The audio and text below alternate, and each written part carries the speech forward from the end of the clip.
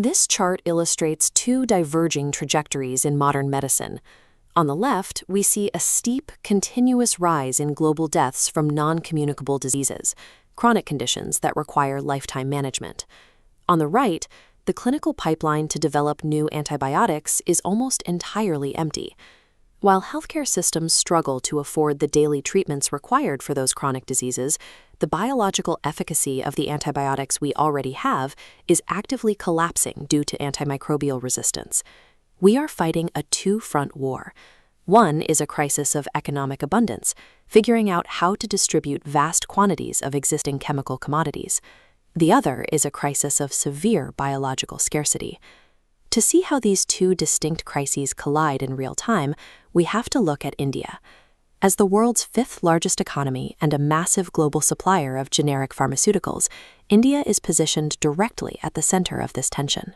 Solving this healthcare crisis requires two entirely separate mechanisms. You cannot regulate biological evolution, and you cannot invent economic affordability in a lab. If we fail to aggressively manage the market for chronic disease therapies, millions will be priced out of care. If we fail to mobilize scientific research for new antimicrobials, the global healthcare system loses the ability to treat basic infections. The economic side of this equation is managed by the National Pharmaceutical Pricing Authority, or NPPA.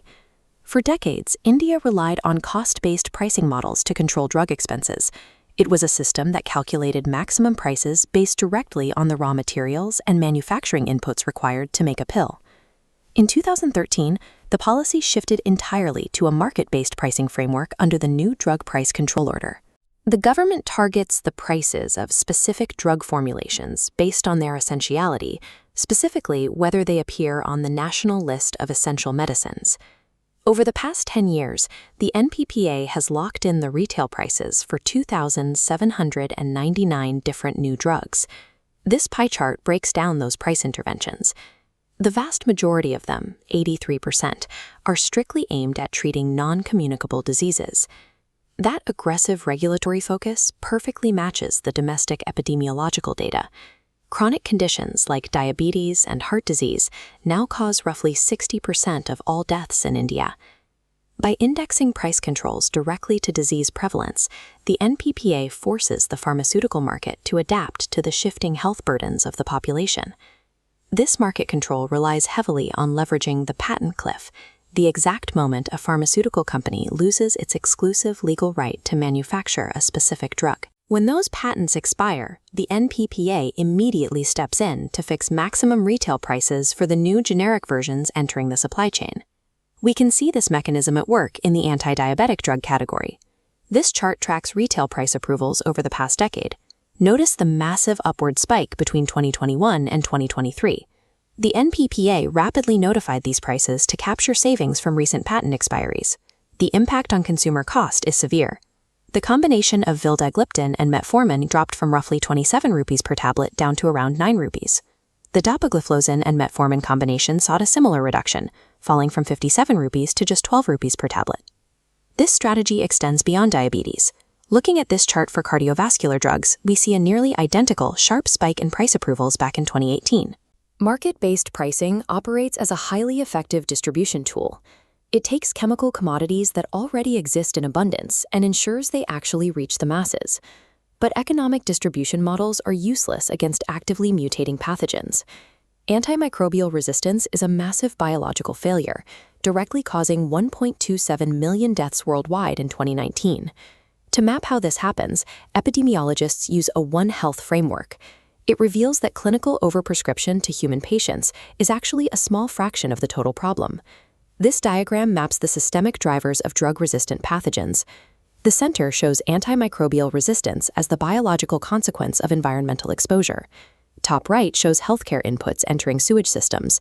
On the left, we see antibiotics deployed across the agricultural, poultry, and livestock industries. When pathogens are constantly surrounded by diluted antibiotics in their soil and water, it creates immense evolutionary selection pressure. The bacteria are forced to mutate to survive the exposure or die.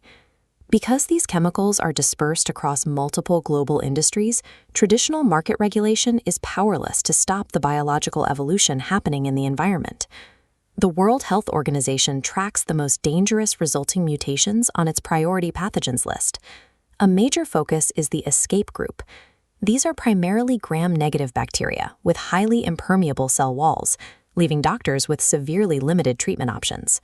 Within that group, carbapenem-resistant strains represent an extreme threat, as they easily defeat one of our most reliable classes of broad-spectrum antibiotics. To slow this down, health organizations enforce strict stewardship over our remaining drugs, using the AWARE system, classifying antibiotics into categories to heavily restrict their use. However, the current trajectory of tuberculosis proves that even strict restriction is failing. In 2012, after decades of stagnation in TB research, a new drug called Bedaquiline received emergency FDA approval to treat multi-drug-resistant tuberculosis. Despite being carefully regulated and restricted, rapid clinical resistance to bedaquiline is already emerging in patient populations. Biological pathogen evolution effortlessly outpaces human pharmaceutical deployment. Our current chemical arsenals are becoming obsolete faster than we can invent them. We have perfected the regulatory tools to make existing drugs affordable, but we have exhausted the R&D pipeline required to invent new antimicrobials. This comparison illustrates the deficit. The chronic disease supply chain is robust, but only 6 novel antibiotics target priority pathogens. The NPPA must continue economic price monitoring. Biologically, initiatives like the Delhi Declaration push for surveillance and agricultural optimization to buy time. Traditional drug discovery methods are no longer sufficient to keep up with bacterial mutation. Non-conventional therapies are now mandatory. Scientists are shifting to AI-based drug discovery, bacteriophage therapy, and antimicrobial peptides to build an entirely new class of biological defenses. Market pricing mechanisms can only distribute the chemicals we already have in our warehouses. A resilient global healthcare system cannot survive by simply regulating the markets of today. It must actively invent the foundational science of tomorrow.